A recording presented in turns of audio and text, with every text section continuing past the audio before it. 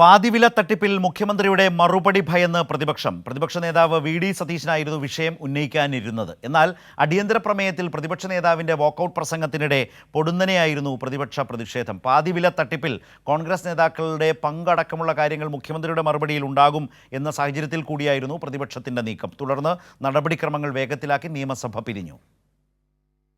പട്ടികജാതി പട്ടികവർഗ വിഭാഗക്കാർക്കുള്ള ഫണ്ട് വെട്ടിക്കുറച്ചു എന്നാരോപിച്ച് അടിയന്തര പ്രമേയത്തിന് പ്രതിപക്ഷം നോട്ടീസ് നൽകിയിരുന്നു. ഈ നോട്ടീസിന്മേൽ മന്ത്രിമാരായ ഒ.ആർ. കേളുവിന്റെയും കെ.എൻ. ബാലഗോപാലിന്റെയും മറുപടിയെ തുടർന്ന് വാക്കൌട്ട് പ്രസംഗം നടത്തുകയായിരുന്നു പ്രതിപക്ഷ നേതാവ് വി.ഡി. സതീശൻ.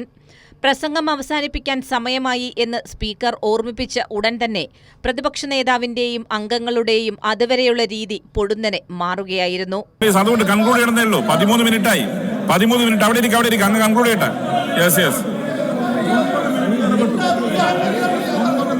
കൺക്ലൂഡ് ചെയ്യട്ടെ. അവിടെ ഇരിക്കെ കൺക്ലൂഡ് ചെയ്യട്ടെ.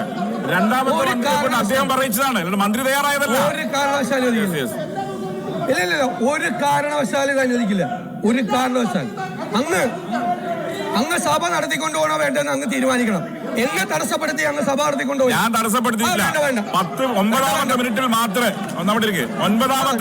മാത്രമേ ഇടപെട്ടിട്ടുള്ളൂ. അവിടെ ഇരിക്കെ അദ്ദേഹം സംസാരിക്കട്ടെ, കൺക്ലൂഡ് ചെയ്യട്ടെ. അടിയന്തര പ്രമേയത്തിന് പിന്നാലെ ശ്രദ്ധ ക്ഷണിക്കൽ കഴിഞ്ഞാൽ ആദ്യ സബ്മിഷനായാണ് പാതിവില തട്ടിപ്പ് പ്രതിപക്ഷ നേതാവ് ഉന്നയിക്കാനിരുന്നത്.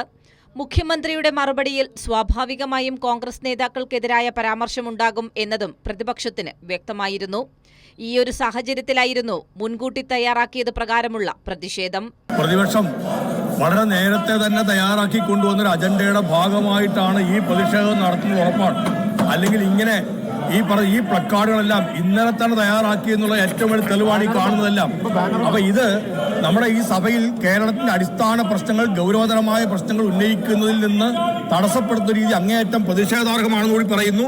ഇതിൽ വ്യക്തമായ മറുപടി നൽകാതെ ഒഴിഞ്ഞുമാറിയ പ്രതിപക്ഷ നേതാവ് സ്പീക്കർക്കെതിരെയുള്ള ആരോപണം ഉന്നയിക്കുക മാത്രമാണ് ചെയ്തത്. പ്രതിപക്ഷ പ്രതിഷേധത്തെ തുടർന്ന് സഭാ നടപടികൾ സ്പീക്കർ വേഗത്തിൽ പൂർത്തിയാക്കി. സുപ്രധാനമായ വയോജന ബില്ല്, വ്യാവസായിക അടിസ്ഥാന സൗകര്യ ഭേദഗതി ബിൽ എന്നിവ ചർച്ച കൂടാതെ സബ്ജക്ട് കമ്മിറ്റിക്കും വിട്ടു. തുടർന്ന് നിയമസഭ പിരിഞ്ഞു. മാർച്ച് 3-നാണ് ഇനി സഭ ചേരുക. കൈരളി ന്യൂസ്, തിരുവനന്തപുരം.